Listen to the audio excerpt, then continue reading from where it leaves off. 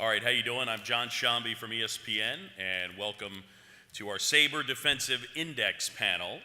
And I want to introduce you to our panelists. First, Sean Forman, president from Sports Reference. Of course, you know baseballreference.com as great a baseball research website as you will find. He received the Saber Henry Chadwick Award in 2011 to honor baseball's greatest researchers, and also co-founder of baseballthinkfactory.org. Sean Forman.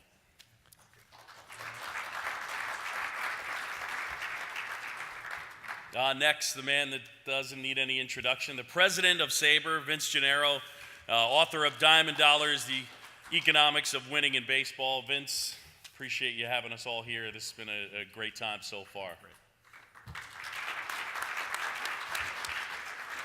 Next, from Rawlings, Kurt Hunzeker.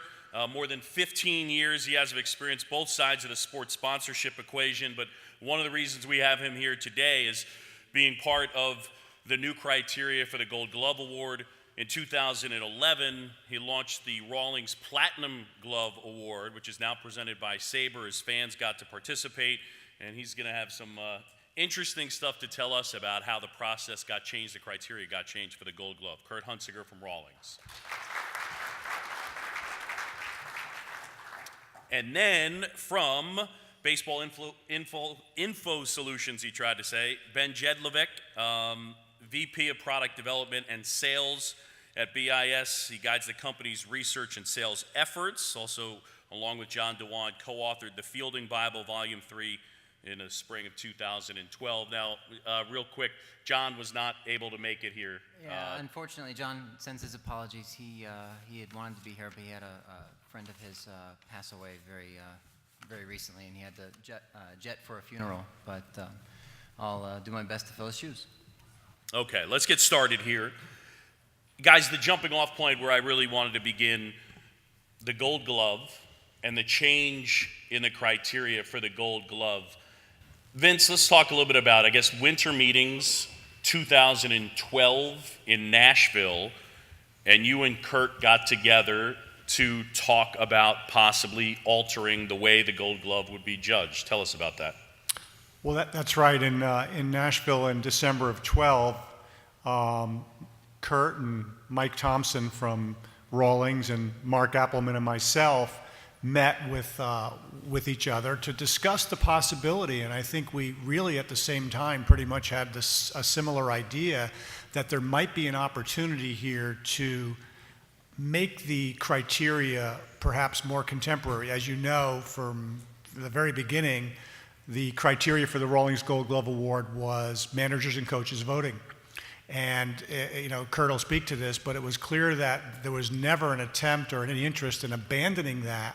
But the thought was that perhaps with all of the information that exists today, that didn't exist even 5 to 10 years ago, let alone 57 years ago when the Gold Glove was born, that there might be an opportunity to make the award more contemporary, more in step with the times, more relatable to fans, and perhaps even yield results that were more in line with what the analytics community and the overall baseball community was saying about players.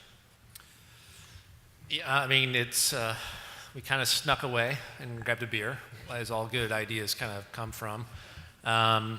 And to what Vince was kind of describing, the thought process was almost identical, which made it extraordinarily easy to get from point A to point B, which was this very conference last year when we made the announcement. In 1957, when the Rawlings Gold Glove Award was first established, until 1961, they kind of manipulated, or they kind of kept adapting the criteria. Being the very first year, there was just 9 winners. They combined the leagues. The very next year, they split it, American League, National League. In the first 3 years, they actually had outfield position-specific winners, and then in 61, it kind of morphed into the outfield that you see even now in the All-Star Game ballots. And at one point, players voted on it. At a different point, the sports writers voted on it, and then in 61 is kind of when it just became crystallized, and it became the managers and coaches can only vote in their respective leagues, could not vote for their own players, and that's the way it had always been. So when I started at Rawlings in 2010, Mike Thompson, my boss, kind of put me to task and said, okay, we need to do something with the Rawlings Gold Glove Award platform. A couple of things had happened in recent years that kind of gave it a not so favorable light. And one of the first things we did was start figuring out how to create what ended up, we called the Palmero rule, where a fielder has to have enough innings and games played in the field to qualify. So some of the things were really easy. Splitting up the outfield positions back to left field, center field, right field was a pretty easy one to do. I actually give the credit to that to Joe Madden, the manager of the Rays. My first month on the job, I was sent to Tampa to present Evan Longoria with his Rawlings Gold Glove Award. And Joe kind of moseyed on up to me and said, "Hey, you the guy from Rawlings?" I'm like, "Yeah, I'm Kurt Hunzeker, nice to meet you."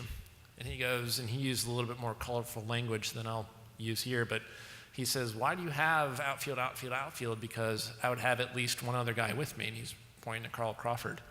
And I sat there with Joe, like literally like this close away. I'm like, "You have a really good point. Let me look into it."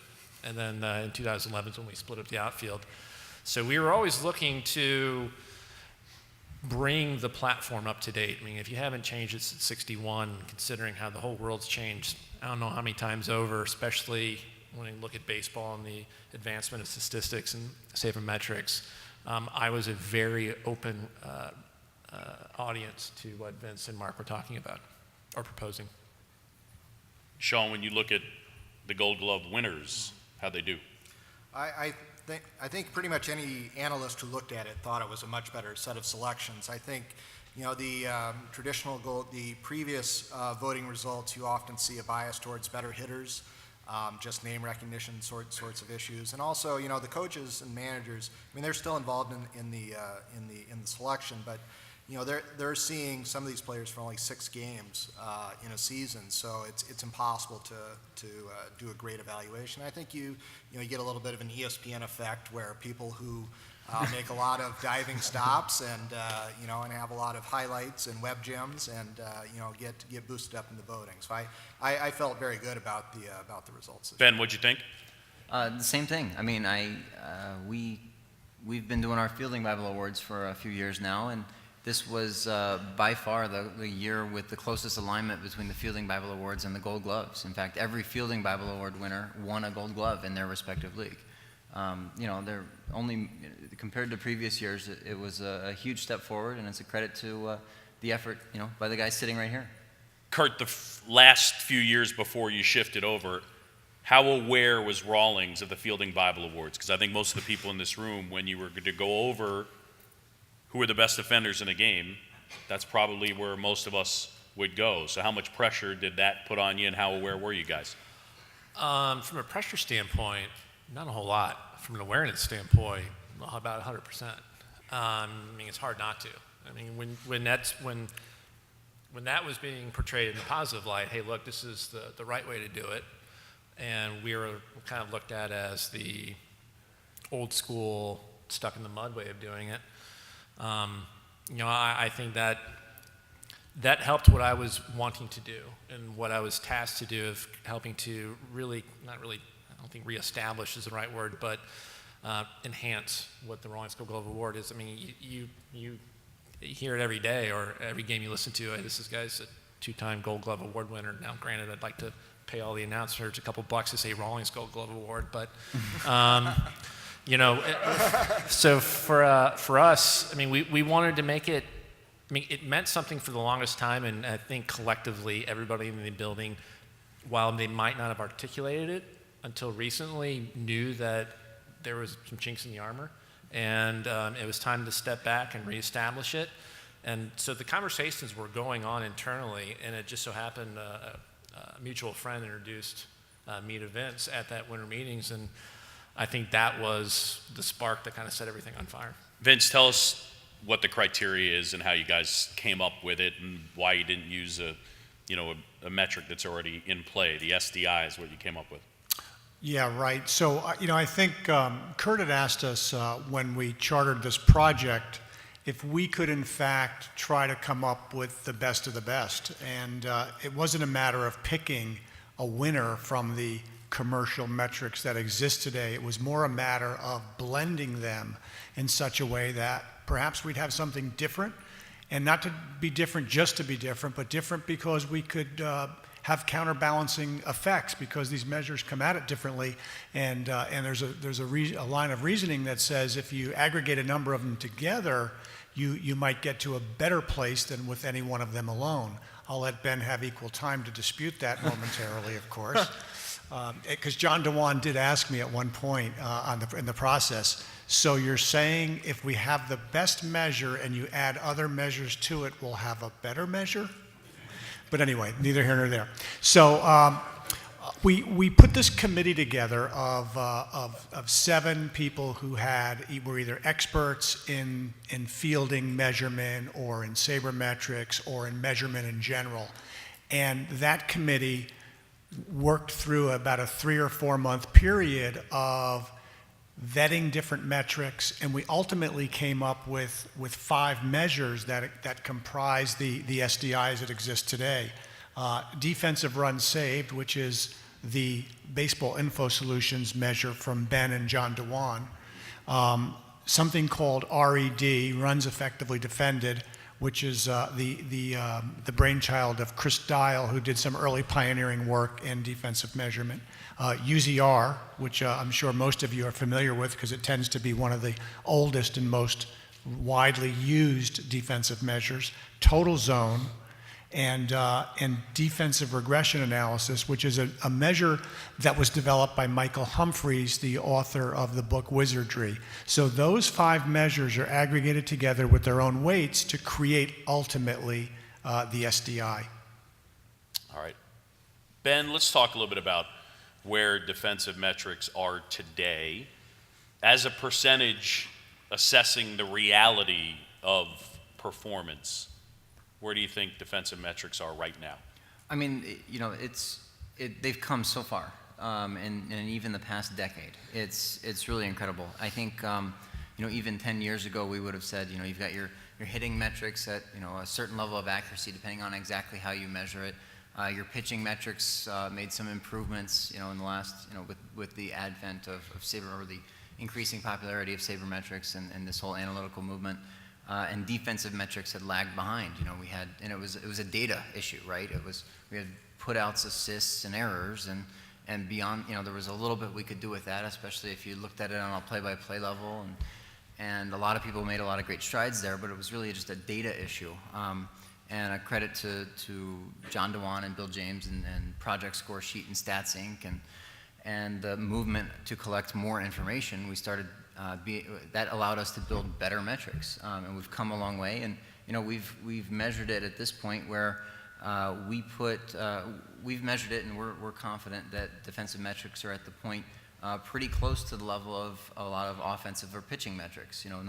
They're still admittedly not as high or not as advanced as the other ones, and it's just a tougher project to quantify defense because it's more of a team effort than any other aspect of the game. But it's come so far, and we're doing really great. What's your opinion, Sean? I guess I would say, I would agree with Ben mostly. I would say, 85, 90% of what goes on defense we're probably gathering in terms of defensive metrics. I think, a lot of the criticisms that are leveled against them, I think you could level the same criticisms elsewhere. Year to year, how do fielders change in value? Well, batters and pitchers change in value substantially, and no one seems to complain when, you see a hitter being below average one year and above average the next year, but if a fielder changes it, somehow it's an indication of a poor metric. So I feel very comfortable using them on the site. I feel very comfortable quoting them. I don't, I'm sure there are errors, just as there are there are some still things that we can do on the batting and pitching side that we're not. But I feel they're very good. For any of you guys, maybe Ben, start with you. What is the biggest thing in terms of data that you don't have? The biggest issue that you have with defensive metrics is blank. It's about where does a guy start and how far does he go? What is, if you could really boil it down to one thing, what is the one aspect that you feel still needs to be focused, sharpened? I think you alluded to it there with positioning. I think that's the one thing that we hear probably the most commonly from teams or from from the public that we hear. People want to know exactly how much of a fielder's credit is due to his positioning versus due to his actual ability, his range and his speed and his arm if it's an infielder, throwing guys out at first base.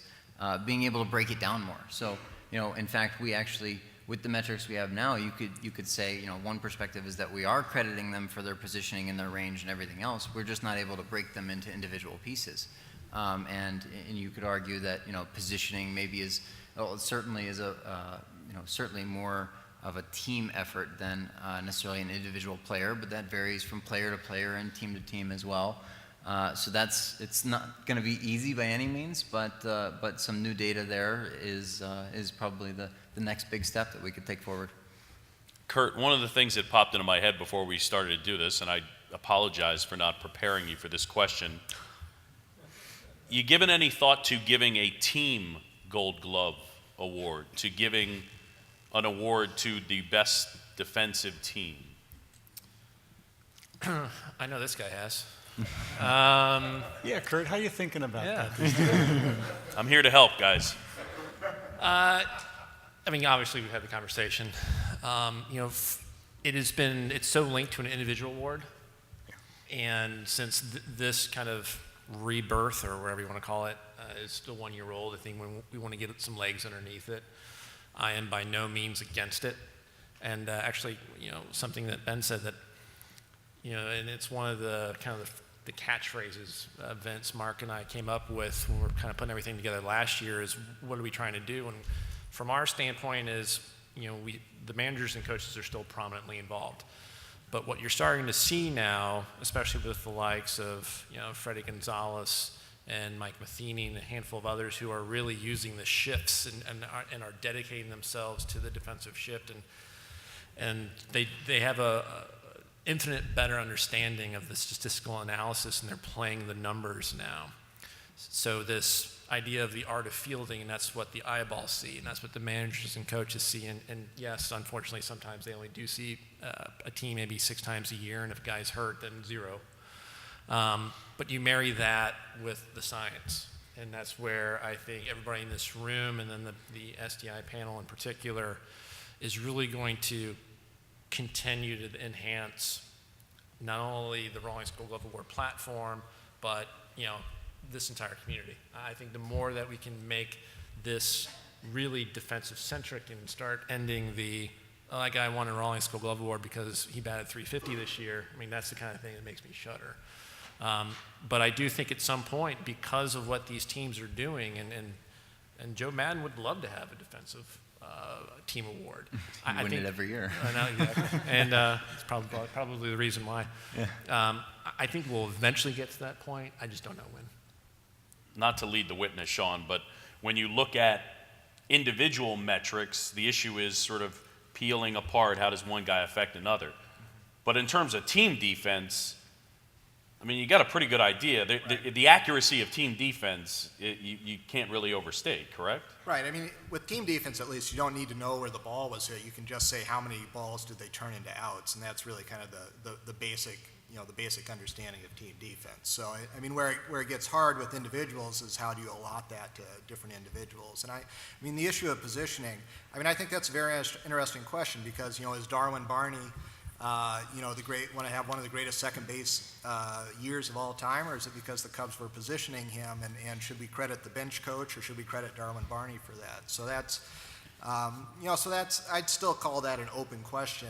And until we get exact positioning data for each player on the field, that's it's going to be a hard question to solve. But even when you get the positioning data, who gets the credit for that positioning? Well, Because my experience is that, that the teams are doing the positioning moreover than the players are. We'll have to add bench coach WAR, I guess, or something like that to to assign that credit.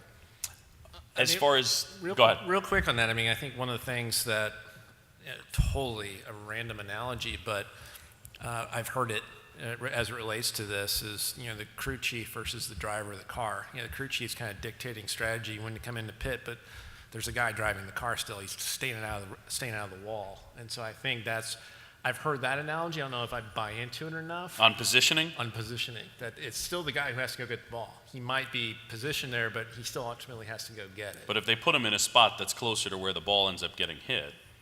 Very true. I'm not saying I'm buying into it, but I thought that was an interesting analogy that at least it's like, well, there is a little bit of validity to it. Yeah, but managers they're already utilizing batters and pitchers in opportunities that make sense for them using the platoon and things like that. So we don't, there's not metrics where we're dinging guys because they're only facing, they're facing 80% left-handed pitchers and things like that. So it's a comparable situation. It's perhaps more pronounced in fielding, but it's, it does come up in other areas of baseball. Ben, I want to ask you about this in a sec, but first, Vince, do you see Major League Baseball's advanced media system? It's going to be in the 3 parks this year, I think Milwaukee, Minnesota, and Citi Field. Will that impact this award going down the line? Well, that's as much a Kurt question as anything, whether it'll impact the award. Will it impact our understanding of defense? Absolutely, and profoundly, I think. So, to the question you asked Ben about what would you like to see, what's next, what Ben talked about is we really have it all, we just don't have it necessarily in all the component parts. Well, I think what we're about to get with what BAM is going to do is we're going to get the component parts. We're going to be able to look at reaction time of a hitter, of a fielder rather, with the ball coming off the bat. We're going to be able to look at the first step quickness. We're going to be able to look at and measure the route that he took to the ball. We're going to be able to look at acceleration. We're going to be able to look at how much speed he covered over how much distance. We're going to be able to hopefully measure the arm of the fielder. Let's say for an outfielder, his release time. Just like you have pop times for a catcher, we should have pop times for an outfielder on a tag play. We could look at the accuracy of the fielder's arm. So, there's probably 7 or 8 measures for those of us who want those for every batted ball hit, defensive measures. And I think it would be great to get to that point. And, I don't know how quickly we'll get to that point on a national scale, whether the data will ever be available broadly. But the point is, I think the good news is the technology exists to get there. And I think that's really going to change how we think about this. And one more thing I want to add. What I find interesting is I'm beginning to wonder if having better data on positioning and all the shifts we're seeing, will it actually reduce the premium we put on a fielder's range? So in other words, if shorthandedness is worth this much and range is worth this much, is range worth this much because we really don't know how to position fielders? And if we do, is shorthandedness worth that much and now range worth this much? I don't know. It's an interesting question that we might learn about as we get more data like this. Well, I can tell you that speaking with the Pittsburgh Pirates last year, who certainly used aggressive shifting to their advantage and a staff that led the majors in ground ball rate, inside their organization, they would tell you that range-wise, when Barmas played short, they effectively had 3 guys who had average to below average range in Alvarez, Walker, and Garrett Jones when he would play first base. That's and they're playing plus defense with below average range. So at least in that particular instance, it does point to what you're talking about. Though if everyone shifts, their defense may go to below average again. There you go. Right. It's kind of a zero-sum game. We're comparing everybody to average. So if everyone shifts, average is going up as well. Ben, what's your take as far as the new Major League Baseball advanced media system, how it'll affect data collection and sharpening results?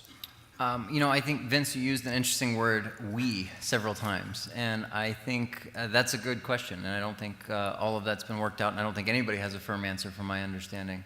Is it going to be something that the teams who are here and who aren't here are going to have access to? Is it going to be something that's going to be publicly available? I think we have to figure that out. And how that, is it available for things like the SABR Defensive Index? I don't think that we're able to say at this point. Even if we knew it was going to be available, then we'd have to figure out a lot of things.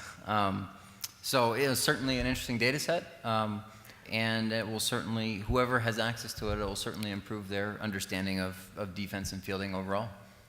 What's sort of the next frontier as it relates to defense? Ben Lindbergh, who I know was here, has done some great work on catcher and framing by catchers of pitches and assigning value, I guess, from 2008 to 2013. Jose Molina was about 110 runs, about 11 wins. Is that the next one that is, or is there something? I mean, I'm certainly looking at that. I mean, it seems. I mean, to me, it almost beggars belief that the effects are that large. But Yes. as Brandon McCarthy said yesterday, he believes every word of it. So it's obviously a huge step forward in looking at catcher defense, and something that people have talked about for a long time. I mean, getting back to MLB's data set for a moment, I mean, even if they sit on all of the data for the current year or last year or something like that, if they were to release 2 years, 3 years in, release old data to the research community, that would have tremendous benefit, because even if I'm looking at, say, 2014, 2015 data, and it's now 2017, I can compare those values to what the public metrics are currently available, and see what correlates. How good was DRS compared to this? How good was UZR? How good was TZR? And based on that, I can say, well, even if I don't have the current season data, I know that this metric that we already have closely matches, most closely matches what's available in the public. So even if the teams are refusing, or if MLB is refusing to release the current season data, I hope at some point they'll make our archival data available to the research, and perhaps I feel like the sabermetric community have given a lot to MLB, and I hope they'll return the favor on something like that. What's the fairest criticism, Ben, of individual defensive metrics? Oh, wow. The fairest criticism. We try too hard. Yes, we try too hard. I think, a lot of people will say about how the numbers don't always match up year to year. They don't see the consistency from year to year. I think Sean touched on this a little bit earlier. From my understanding of working closely with the metrics, it's actually not a terribly fair criticism. But there is some variation year to year, especially when we're getting back to the issue of positioning versus range. If you've got a guy who moves from one team to another and has the benefit of better information to help position himself, or better coaching staff, or that sort of thing, he can improve his defensive numbers. And that's variation that our metrics are picking up, but we can't necessarily predict right now. So I think that's one thing that we've spent some time on, trying to improve our predictiveness, the predictiveness of defensive metrics, and to prove exactly how predictive they are, and on a year-to-year basis. One of the things that I do is I model the pricing in the free agent market, and one of the things I find really interesting is that if two players have an identical WAR, and they're the same age and the same handedness, and they play the same position, and one of them is a better defender. So in other words, his WAR is comprised of a little bit more defense and a little less offense. Typically in the free agent market, that player gets paid less. Okay, so two players equal WAR. The one who has higher defensive stats gets paid a little bit less. It tells me, for better or worse, that the marketplace is not valuing the defensive information we're producing at quite the level that they're valuing offensive information. Doesn't mean they're right. If this were the stock market, I think we'd have a better chance of saying that's the answer sheet, right? The fact that it's valued that way. I mean, we only have 30 different clubs. We're not dealing with thousands of data points. But I just think it's interesting that the market doesn't seem to value it. Why do you think that is? And I think it's perhaps a belief that offensive metrics are so much more concrete than defensive metrics are. And therefore, we're not going to, we will generally acknowledge this guy's a better fielder and this guy's a worse fielder. But when a time comes to put our money up on that, I'm not sure we'll go that far. What do you think, Sean? No, I'd agree with that. I mean, I'm not going to sit up here and say that, if Albert Pujols was worth 60 runs with his bat, and that the fielding number is as exact as that number likely is. So that makes sense to me. I believe that. What's your take? Well, going back to the new data points from MLB, as a company that has approximately half the players wear our gloves, we kind of formulate our strategies, the up-the-middle strategy. I mean, you've heard it, if any, like high school, youth league, your best athletes are generally the shortstops, center fielder, second baseman, pitcher, catcher. That's where you focus a lot in on. And then when Vince was talking about reaction time and acceleration, I'm envisioning a world not too far away where there's going to be an MLB combine of high schoolers coming out, and they're going to be testing all of these metrics. So it's going to be the equivalent of the 40-yard dash of a quarterback running the 40-yard dash, which has never made sense to me because you put Jadavian Clowney chasing Johnny Manziel, I bet he runs a lot faster. And I just think, I have a feeling that's coming up because, especially when you're talking about investments and millions of dollars given to teenagers or kids right out of high school, they're going to use every metric to validate and make sure their accountability is right in line. Ben, is there a team? I know that they obviously have access, teams do, to whatever is out there in the public domain, but then they're going to come up with their own systems that are proprietary. Is it the Rays, the team whose system you would want to look at? Whose system would you want to look at? Are you most curious at? Have they figured something out, or what data did they use that maybe we're not thinking about? I'm not going to be able to give you a specific team. I know there's a growing number of teams who are getting smarter about their defensive analytics, and what's interesting in our conversations with teams is every single team, in my opinion, is in a different place analytically. They have different questions, different data that they're interested in, different analytics, and that's so true with defensive information and every kind of information. We have this tendency, I think, to try to group them into, okay, this is the smartest team, and these are the smart teams, and these are the not smart teams, that sort of thing. But I think everybody has a kind of a thirst and a knowledge for more information and better tools to help them make decisions, whether it's on the field or front office. But they're all asking slightly different questions. Their questions overlap to a certain extent, but they all have slightly different perspectives, and it's kind of interesting to hear what they have to say and hear how they're approaching things. Sean, is there a team you want to see how the sausage is made? I'd love to know how the Phillies think about things. Being in Philadelphia, I'm not sure it'd be sabermetrically inclined, but I think you have an idea. I mean, the teams are incredibly opaque. I mean, even just talking to people in the hallway, I can't get a straight answer on any single question, even, if they use analytics and the degree to which they do it. So it's, I would be curious about any of them actually.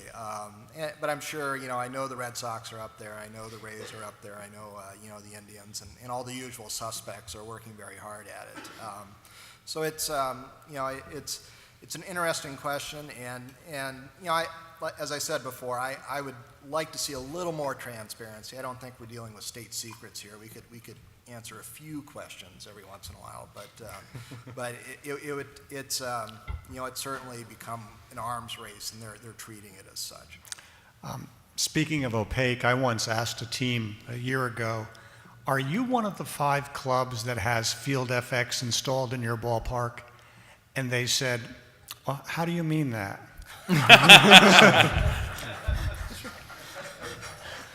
Yeah, that kind of says it all right there. I mean, at MIT a couple years ago, there was a panel. I was talking with Rob Nair about it. Rocco Baldelli was on it, Mark Shapiro, and there was an aspect when it got around to defense that everyone kind of looked at everyone and said, I'm not going to say anything. Are you going to say anything? Absolutely not. That's kind of the way it goes right now. What's the next game changer, Ben, as far as you're concerned in the world of defensive analytics? I mean, it might be. I think it continues to be better data. I think, thinking about your last or a couple of questions ago, asking about what a weakness of defensive metrics. One weakness that we have in the defensive metrics community is lack of historical data of advanced data. The play-by-play data only goes back so far in history. The hit locations and the timer data and the things that we're using for our defensive analytics now, they don't go back decades and decades. So it would be great to be able to compare, Minnie Minoso in left field to Carl Crawford in left field, or Alex Gordon, or some of those guys. using the same metrics, and we can, but the ones that we have that far back are not as cutting edge as the ones that we have today, and they're not as cutting edge as the ones we'll have 5 years from now and 10 years from now. So I think better data is going to continue to drive every innovation in this aspect. Sean, what's your take as far as I mentioned catcher framing? Is there another thing you want to see measured? Well, I mean, I'd love to see everything measured, but I think the most interesting aspect of this is that, one of the interesting aspects is that on defense is pitching and fielding. So, you look at teams with great defense, the Rays, and I think a lot of that credit is unfairly given to the pitchers. And you see pitchers leaving the Rays, perhaps not having the same success that they had when they were on the Rays, and pitchers going to the Rays and having all of a sudden blossoming. And it's because the Rays are great at talent acquisition. It's probably because the defense is a whole lot better behind them. So I'm curious to see how it'll start to impact the free agent market for pitchers, because I think you'll see pitchers who maybe had some somewhat worse numbers than other pitchers but were on bad fielding teams start to get better contracts because teams say, well, we put him into our system, he's going to be a 3.0 ERA, well, maybe he was 3.7, 3.8 last year. So, I think all of this fits together. It all affects everything else, and I think you're going to see the valuation of pitchers change over time. So peeling apart defensive pitching. Right, and how that affects things. I mean, for instance, if Jose Molina's worth 111 runs, you should be taking that away from the Rays pitchers, right? David Price probably isn't the Cy Young Award winner if you include the effect of the Rays defense on his performance, right? You put somebody else in that situation, they're going to have as good or better numbers than David Price did. The other thing that's interesting about the defensive positioning we're seeing these days, in particular a lot of the shifts, the more dramatic shifting of defenders, is the requirement to be in sync with your pitching staff. And there's situations that I've heard about where pitchers are reluctant to accept, what Brandon McCarthy said yesterday notwithstanding. He happens to be particularly open-minded, but where pitchers are a little bit concerned because they feel like with the shift to occur that you've taken a key pitch out of the repertoire of the pitcher for that plate appearance. And so to have that kind of synergy and be in sync and really do it for the team, I mean, it requires a certain amount of coordination that's really important and buy-in up and down the line. Yeah, it's interesting with the Rays, for example. They shift less with David Price than any of their other pitchers. He doesn't like it, and so they acquiesce to that. The Pirates, meanwhile, A.J. Burnett didn't like it, but they kind of stuck to their guns a little bit more as it relates to that. That's an interesting point, John. One, as far as the advancement of defensive metrics, I took the question initially as what can we do to improve them, but there's also the aspect of what can teams do to utilize them and to utilize this information more. And you'll see the organizations, that have everybody on the same page from the top all the way down to the field staff to the players, and those are the ones that are having the most success with something like shifting. The Rays and the Pirates have gotten a lot of publicity for that, of course. But there are others who everybody's on the same page as well. There are teams where there are some aspects of the front office that want to shift more, and not everybody's on the same page yet. And they're working and they're getting that direction. But in terms of using defensive information more effectively, I think there's ground to be gained within team front offices, and it's not an easy challenge. In talking to a lot of the team operatives and who are working on this, it's certainly not an easy challenge, but they're doing their best. All right, we're going to get some questions in a second. First, though, Sean, as far as teams are concerned, and I guess utilizing the data to their advantage, what teams besides the Rays that you look at utilize the data to their advantage the best? I'm not sure I have any particular inside information on this. I mean, I think the teams that I know the Red Sox, and I know they're buying into it, all the way. I think the teams that are able to utilize it from the major league all the way down to the minor league level. We haven't talked about the fact that evaluating minor league fielders. Teams. I'm sure there are teams that have very detailed analysis of minor league fielders. and have charted those growth curves. And I think that's an open area. If somebody, if somebody's looking for a research problem, what does the growth aging curve look like for a fielder? Can we get that more exactly? And reaching back into the minor leagues, I suspect that it peaks a lot earlier than hitting does, around 27, 28. I suspect that you'd see the peak earlier among fielders just because of the reflexes and quickness and all that.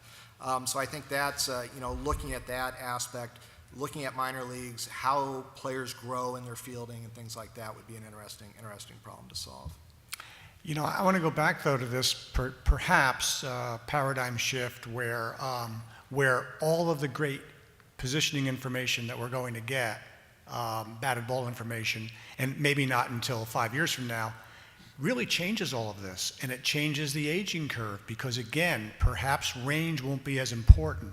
I'm not implying that just because you have better defensive information, fielders won't need to move, but the payoff from having a versatile, agile fielder who can cover enormous ground may not be as great as it is today. So that may even alter the aging curve because maybe the skills will be reliability. It'll be consistency of throwing the ball over to first base. It'll be sure-handedness and other things rather than the traditional way we think about defense, which is not entirely, but certainly range is a big part of it today. Ben, when you guys gather your information, are there ever times where you look at it and say, "Ooh, man, I watch a lot of baseball. I don't know that I believe that guy was that good"? Every time we do some sort of new analysis, we expect for most of it to agree with our intuition, or something's really wrong, or we just don't know what we're talking about in the first place. But we expect to be surprised by some guys. That's the mark of a good metric, is it telling you something that you don't already know through something else. So you see, maybe you do a new analysis on catcher framing. We've taken a look at that ourselves and broken down. We've taken a fresh approach at it and tried to break out the impact of the pitcher and the catcher. And you might see a catcher who rises to the top of your list that doesn't rise to the top of other lists, or you wouldn't have expected to be strong at catcher framing, that sort of thing. It's interesting and it's insightful, and it's always enjoyable. It's baseball. You learn something new every day with baseball. And Bill said something a couple of years ago.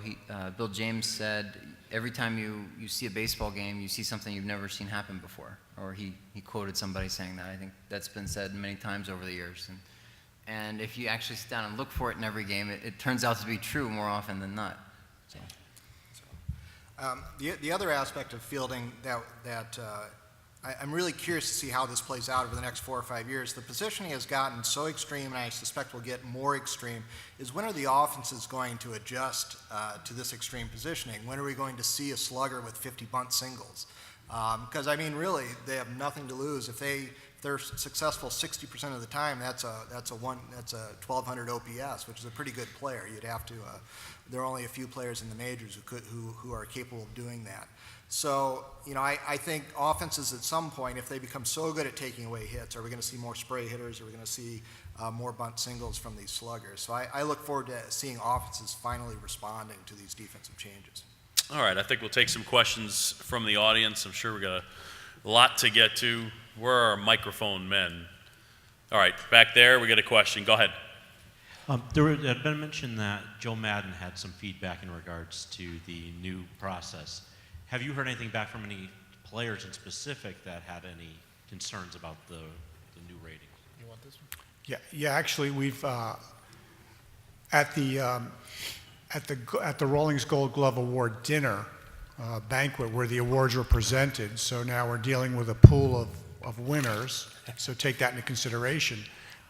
I had 3 players come up to me raving about this process, and while I'm not going to accuse them of being entirely objective, what they said wasn't, "Gee, thanks, we love this." They had reasons, and R.A. Dickey talked about interjecting a level of objectivity into something that we have so much information, why not use it to help determine? And frankly, we have probably less information about pitchers than anybody from a defensive standpoint, but the point is that even for his teammates, he believed in it.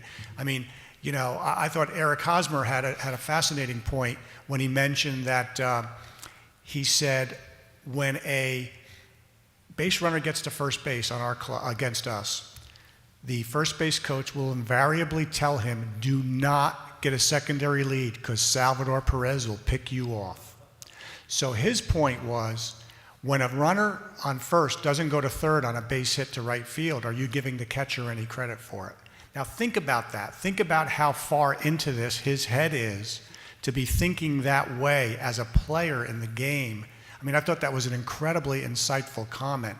So that speaks to the fact that there's still, some of the people out there in the game, playing the game, are leading the process. They're even further ahead of where we are, which tells me that their appetite to digest this is there.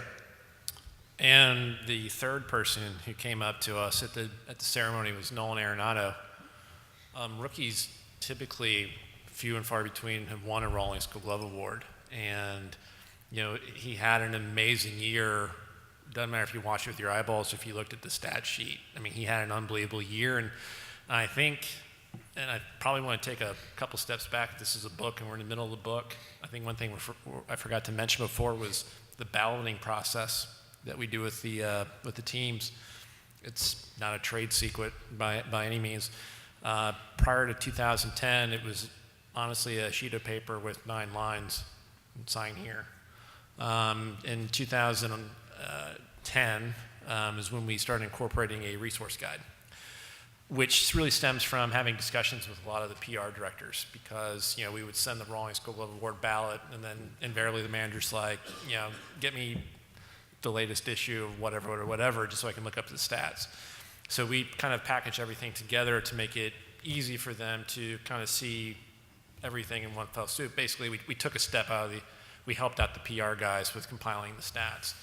And then obviously this year, with the inclusion of the SDI as one of those stats as part of this resource guide, which also included the eligibility requirements and the guys who were eligible at each position, i.e. the Palmero rule. While it was approximately a quarter of the selection process, we had managers all during spring training come up to us while we're doing our photo shoots saying, hey, thank you so much for including that. That became a tiebreaker. That helped me validate what I saw with my own eyes. We had to double check in a couple cases, like, well, is that really true? So while technically and mathematically it's about a quarter of the selection process, Vince and I knew going into it is going to be far more, just because it was at the forefront of the managers while they're making their selections. Regarding the question of why fielding seems to be underpaid compared to hitting, I have a few hypotheses to put out there. I wonder about your reactions too. One is that it's easier to find average or above average fielders than it is to find average or above average hitters. If you go into the minor leagues, the guy you pull up is more likely to do well in the field as opposed to at bat. A second would be it's easier to move fielders between positions. So if someone's a bad fielder at a position, you've got the defensive spectrum, you can manipulate that. You can't really do that with hitting. You can change positions in the lineup, but it doesn't have the same impact. The third would be, if you're talking about long-range contracts, the aging curve for fielding appears to be shorter than it is for hitting. Players seem to peak earlier than they do for hitters. And I wondered about all three of those, and if you think those are factors. I think those are all very legitimate points, Dave. I think they're very good points. And I don't know if by suggesting that you're saying in addition to the fact that perhaps defense isn't as fully valued, or if you're saying, yes, defense is fully valued, it's just for those reasons that it's being discounted. So I think those are all great points. I'm just not sure if you're saying, therefore, the market believes the numbers fully. I'm suggesting that perhaps fielding is appropriately valued. I understand. Okay. So you can move Manny Ramirez to left field if you think, and still pay him a ton of money, and it doesn't cost you quite as much as if he was in right field. Well, I mean, that could also be an impact of narrowing the band of value in terms of fielders, so there's less variability in the fielders as well. That's certainly possible as well. I mean, and when we look at set wins above replacement, we assume a replacement player is going to be a replacement level batter and an average fielder, because there are, go to AAA game, there are a lot of average fielders out on the field. They just can't hit worth a darn. So it's I think there's something to that. Yeah.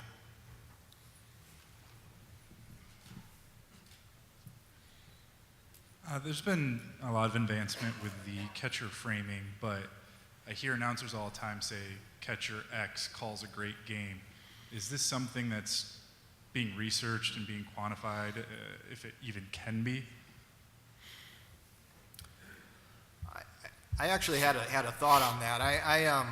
I don't know if, I'm sure somebody's doing it. You should ask the Fangraphs guy or the guys or the Hardball Times guys. They would probably know better than I would whether somebody's looking at sequencing. But I think Jonah Carey may be looking at okay, something. I mean, it seems to me that if you're looking at, with the pitch FX data that you have now, you know the breaks, you know the velocity, and it seems to me that, you know, you could look on a pitch-by-pitch basis and say, well, this pitch on average gets hit, you know, X times and results in a strike X times.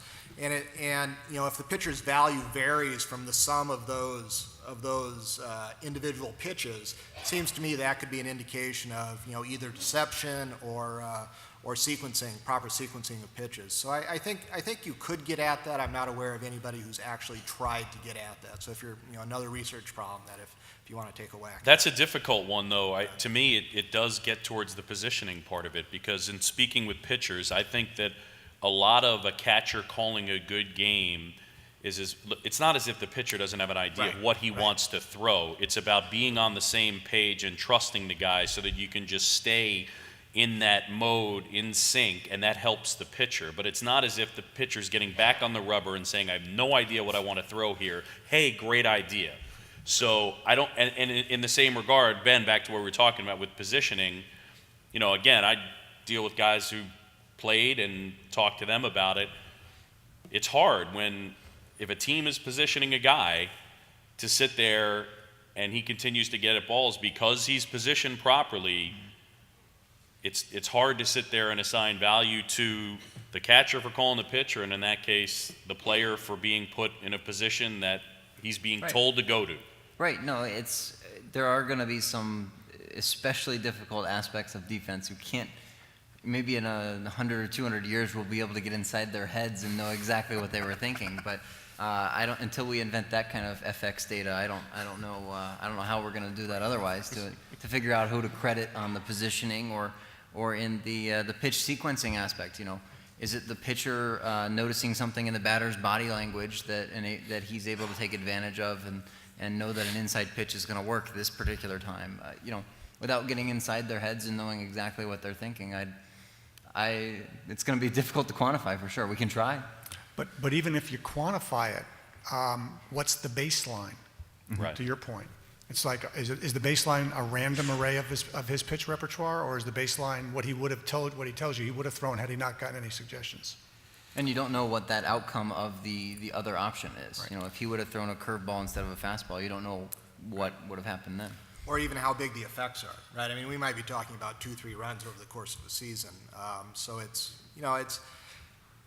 you can't lose the forest for the trees, and you don't want to, you know, go down too far into the rabbit hole, I'd say, you know, and just try to keep focus on what's most important.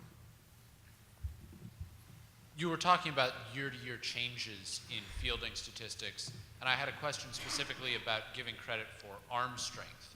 Yasiel Puig came up last year, and for the first month, a lot of people ran on him, and he threw a lot of them out. And so by the end of the season, runners weren't testing him anymore. They would just go first to second instead of trying to go first to third. So how can you attempt to quantify this, and do you think that the new tracking system is going to make it easier to come up with some sort of way to quantify this effect? That is a great question. Well, you can quantify it to some extent because you know how often they try to advance on him. You can measure, three aspects: not how often they're safe advancing, how often they're thrown out, but also how often they don't even try to advance an extra base in the first place. So, our defensive metrics accounting for the outfielder's arms and a number of other ones accounting for outfielders' arms do that. You know, there's probably other ways we could do that. Maybe there's better ways that we could do that, but we can credit the outfielder for the fact that nobody's trying to run on him in the first place, and that has a run value. It's less than if he had thrown him out, but so his impact is reduced. But you can quantify that value to some extent. And I mean, it's ultimately a question of, are you measuring the value of what they did, or do you want to know their future value? So, I mean, we can measure pretty accurately what they did in terms of throwing runners out and allowing runners to advance, but obviously if you're projecting Puig next year, the idea that nobody's going to run on him is more relevant than saying in the first half of the season he threw out 6 base runners and didn't have any in the second half. So it kind of depends what question you're trying to answer. Well, establishing how much value a non-event occurring, it's still difficult. Well, no, I mean, we do it. I mean, we track, so our outfield ratings and our base running ratings take into account which direction the ball was hit, what type of batted ball it was, and then, you know, we count how many times the runners advance from first to third or second to home to each of those fielders, and then compare that to league averages. So it's, you know, like Brian McCann, I think it's Brian McCann did not go from first to third once last year. Like 53 times. I think he went first to second almost every single time. So, you know, we track all that. All that's available. It's, you know, you can go to retrosheet.org, download that data, and look at it yourself. And so that data is readily available. Now, you know, there is issues where, you know, one ball hit the wall, one ball he charged and got picked up cleanly. We're not charting that information. But, you know, the idea is that that's going to even out over a season. But we do know on average how often people go first to third and second to home on various plays. So if you look at Rockies outfielders' stats, there's some very strange splits regarding their performance at Coors and away. And at Coors, it seems to be universally worse for just about every outfielder. Did you look at park effects at all for this metric, or have you looked at that in general? I can tell you we have. We did a study on it for the third edition of the Fielding Bible, the third volume of the Fielding Bible, and you know, anecdotally, that certainly seems true. We did a study on it, and we found that the effects were minimal, if any, in a large majority of the cases. There were a number of Orioles fans who were always wondering why Adam Jones and Nick Markakis, you know, they win Gold Gloves, and everybody thinks, you know, especially Orioles fans think they're great defenders. But their metrics never seem to coincide with that. And we did, you know, actually this year they did so much better at Camden Yards than they did on the road. They were terrible on the road this year. And it's, you know, in individual years, sometimes that's true, that there's a difference between how they played at home and on the road that year. But it's not something that we've found that persists on any sort of large scale year to year. Now, we might find we haven't found it yet. Maybe there's some small factor that we should be accounting for better, but we haven't found it yet. I don't know, have you guys looked at any of that? What do you say to those folks still in baseball who reject all of this data and measurements and, for example, insist that Dan Uggla is a good fielder? I think there's certain people in front offices who have the rare skill set of being able to communicate with people on multiple levels and understand advanced analytical information. And those employees are especially valuable because they can have a conversation with an old school scout or coach or a player or someone who is completely rejecting everything, but they can have a conversation on their terms that still is a productive conversation. And so some of the better ones at this will you know, be completely deferential, completely yield to their terms and their approach, and let them warm up to the data and go the extra mile to help them answer questions that they have. Because I don't think, if there's anybody who thinks they understand everything about baseball, they're wrong by a long shot, right? And so I think everybody has a healthy appreciation of what they don't know, and it's a matter of helping them learn what they don't know and working with them in that process. Do you guys have any examples? Well, I would just echo what Ben's saying, in that creating organizational change or mindset change within an organization that's as entrenched as some baseball organizations are takes a lot of time, but beyond time, it takes an extraordinary amount of work. I mean, whenever I was in the business world and we wanted to create change within an organization, we would spend X amount of time creating and inventing the change, and 5X planning the execution of it, right? So I think right now we're at a balance in baseball where there's an enormous amount of energy thrown at innovating and creating change with all the information. It's like a smorgasbord right now with all the data and information we have, computing power, storage capability, et cetera. What I feel like, and it's not as transparent to us sitting here anyway, to some of us sitting here, but what I feel like is there's somewhat less energy being devoted to networking these ideas into the framework of how the game is managed and led and played today. And I think that's a real opportunity. It's organizations like the Rays who really probably have very little slippage from the idea to the ball field that are really the winners in the sense of innovating. One more? I was interested in your comment about perhaps sharing with the bench coach a portion of that Gold Glove award that second baseman perhaps earned with his defensive prowess. But I think perhaps there's a third component here. We talked a little bit around the edges of this, and that is, would you consider giving the pitcher some Golden Glove credit for executing the game plan such that he forces the hitters to hit into the teeth of the shifted defense that we created? Not so much pitch selection, but not missing his spot by 18 inches and having the hitter dink the ball the opposite way for a triple as it barely goes past third base. I mean, if you tell me how to measure that, I'll put it on the site. It's, I mean, the more data we have, the better. So I think that's, I mean, obviously, as you go each step removed from who caught the ball, you're going to get hazier and hazier on who to credit for that event. But yeah, I mean, I think the goal is to understand what's happening, and that's part of what's happening. All right. We are out of time. Sean, Vince, Kurt, Ben, thanks very much. Thanks, everybody. Nice job, Sean.